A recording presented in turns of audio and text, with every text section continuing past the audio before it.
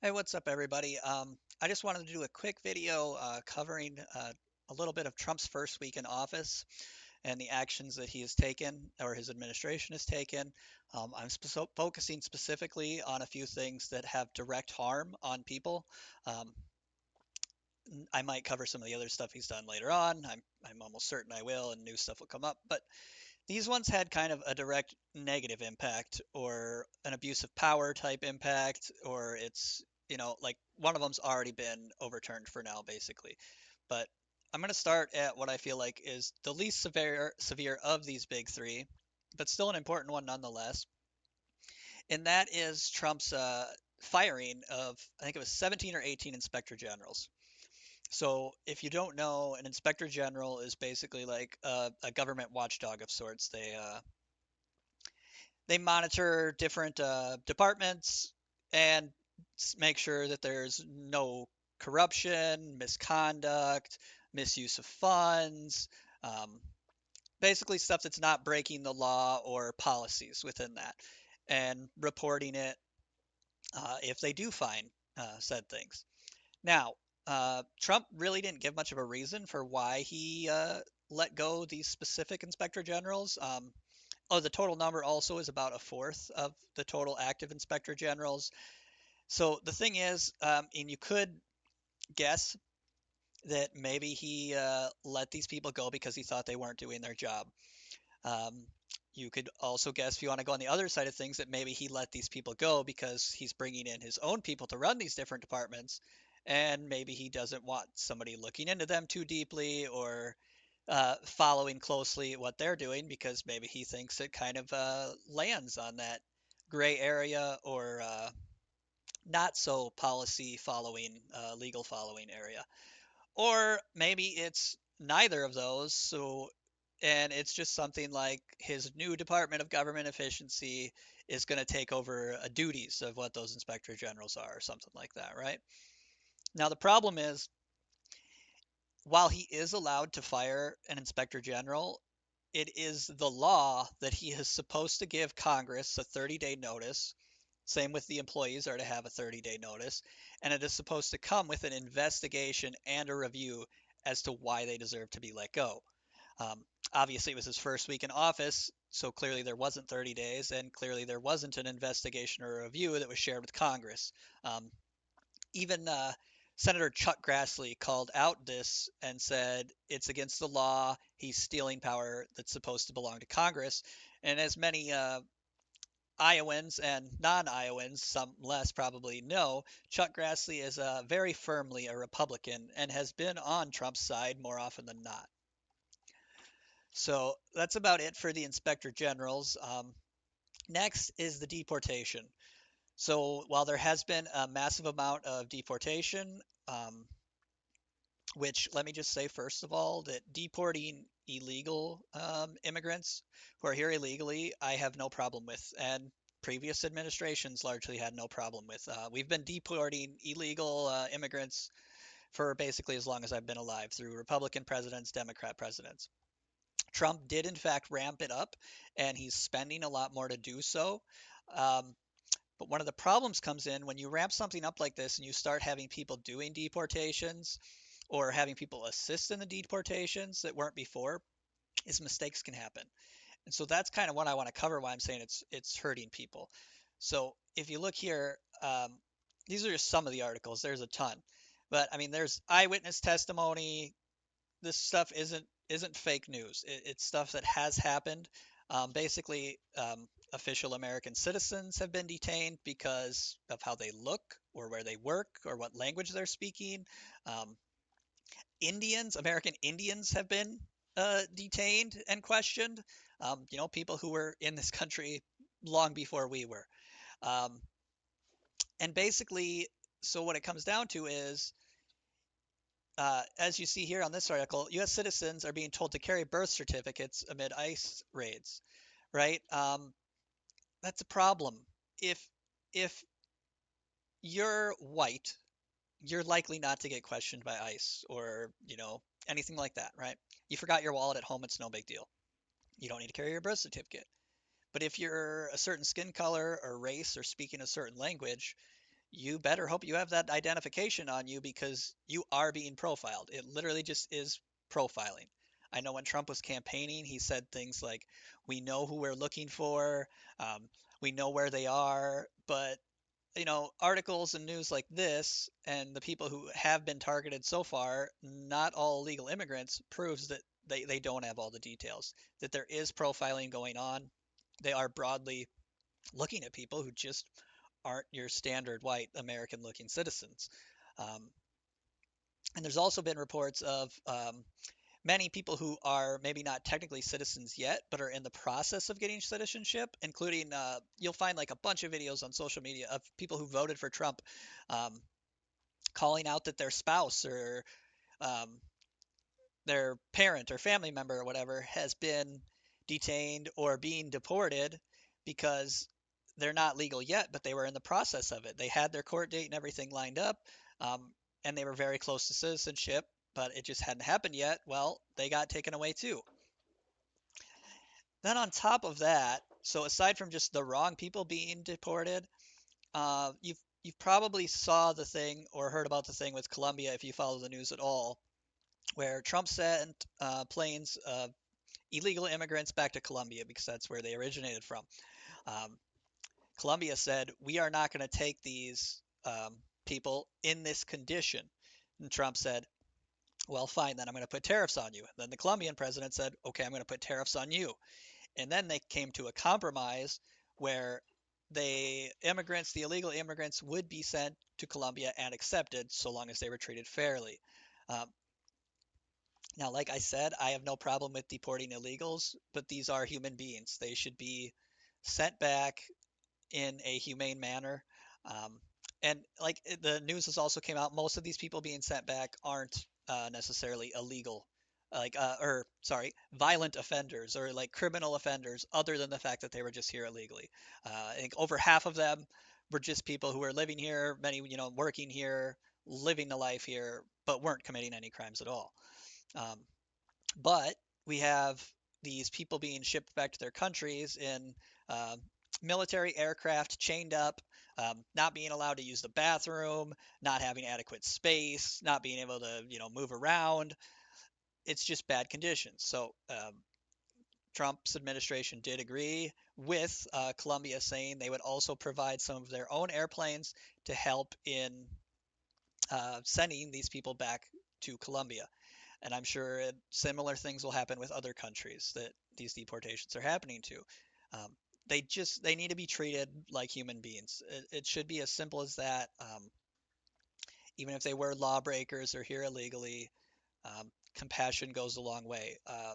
And kind of with that, there was the whole bishop speaking to Trump and asking him to show mercy on those. And that's, I mean, that's just being a good human being. Uh, but yeah, I guess that kind of wraps up my quick thoughts on the deportations too. Again, I have no problem with deporting illegal immigrants. I just think it's very important that you make sure they're illegal.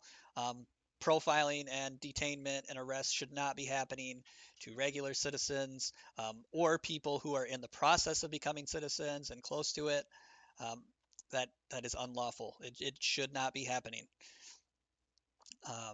All right, so the next subject, and this is probably the biggest one. Let me pull this up. So this is the federal loan and grant pause that Donald Trump's administration put in place. It has already been declared unconstitutional by a judge, but that wasn't at Trump's or his administration's doing. They wanted this to happen, um, and they would have gladly kept going through with it. Maybe a few other things got affected that shouldn't have been, like he claimed it wasn't going to affect Medicaid, but as we found out, it did affect Medicaid. All the portals across all 50 states were down. Hospitals and clinics were having trouble accessing patients' information. But a federal judge did rule it is unconstitutional, and basically all of this has been reinstated. Um, but it literally affected millions of people. And if they bring it back in any form, it's going to continue to affect millions of people and cause a lot of harm. I've got a list here of different things that federal grants and loans benefit. Okay. We're talking public safety. So law enforcement. Like if you're, your law enforcement agency near you, there's a good chance they are getting some form of a federal grant. Same with disaster relief, the hurricanes, the fires, everything like that. It's part of it. Infrastructure, so bridges under construction, roads being worked on. That money, they just wanted to cut it off. That's harming not just the ability for the structures to get finished. It's harming the workers. It's harming the people. Um, like we're really talking about tens of millions of jobs being affected, tens of millions of people being affected, and this is American citizens that we're all being affected negatively by this. We'll continue going, so drug treatment and stuff. That's there. The suicide crisis line is funded by federal grants and medical research, emergency preparedness, firefighting. Yep, firefighters across the country. Yep, they get federal grants, especially if you're in a small town like I am. Small towns need assistance from the federal government to maintain their fire department, to maintain their emergency services. Uh, we're talking Head Start, so like preschool type care. K through 12 schools often get grants and loans to update and have certain programs for their education. Higher education, um, health and medical services. That's the one I was talking about with like Medicaid, but it's more than just that. There's small clinics that get the same thing. They get federal funding and grants. Hospitals in rural areas.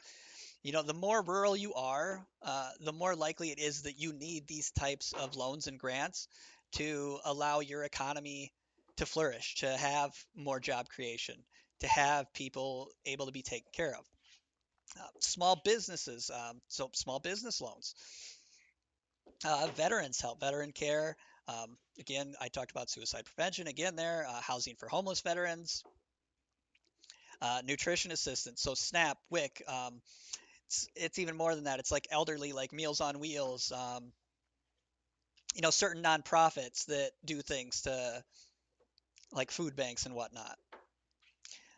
It says tribes, violence against women. So these are grants, funding for victims of domestic violence. Um, some energy jobs, which this is probably the thing that Trump would happily target, right? This was like exactly in in the category that he wanted to make sure he stopped, is because he hates anything that's basically solar or wind, stuff like that. So that was probably one of his targeted goals to stop money going from. But as you can see, it didn't just hit that. We got food inspections, service member support, military readiness, um, Americans who are overseas programs. Uh, it, I am so glad that a federal judge did step in and stop this, and I'm worried that it's going to come back and they are going to try and halt this. But this would literally kill the economy and kill employment numbers. So many people would be unemployed without these things. Stuff I didn't talk about too is like just health research, scientific research. So like a lot of those people use grants and loans to do like cancer research, ALS research, to Alzheimer's, etc. Um, but that's people who'd be hurt just from these things not existing. And then you're also talking about all the people being hurt who work for these things and rely on it for a paycheck, not being jobless or being unable to get paid. It's just overall pretty disheartening to see that they would enact something that is like trillions, multi-trillions of dollars affecting tens of millions of people just being shut down because they're worried that some small portion of funds is being misappropriated or being used for DEI purposes, which is literally what everything's getting blamed on these days is DEI. Don't get me into today's event where he tried to blame DEI for a military helicopter making a mistake that caused a great tragedy. Um, but yeah, I mean, when after the federal judge did say that has to put to a stop, Trump came out and said something like, "Oh, during this, trillion plus dollars of stoppage, they found 50 million that was misappropriated sending condoms to Gaza," which look into it, it's literally a completely bogus story. It didn't happen. That 50 million And the condoms, that event never happened. They did not find that during this shutdown. This was exactly what they wanted, basically. They want to cut and get rid of a lot of things that the federal government does that a lot of people don't realize how much it helps people, and how much it's needed. We're not just talking about, people who take advantage of certain welfare programs here. We're talking about a key piece of American employment and the economy that is absolutely necessary. These aren't things that you can afford to cut back on. And these are things that we have paid into. Our taxes make these things work to make our country stronger and safer, and to employ people in our country, to keep our country at the forefront of research and development, so that when new technology comes out, hopefully it's coming out from us, or hopefully we have a head start on it. And that's not what happened at all. And hopefully I don't have to do another video in a similar vein of all these people being negatively affected by such a quick uh, pushing through of certain policies or stoppages. But that's where we have for now. That's it for this video. I'll probably be releasing one more here um, later today or tomorrow. Thanks, and I'll see you next time.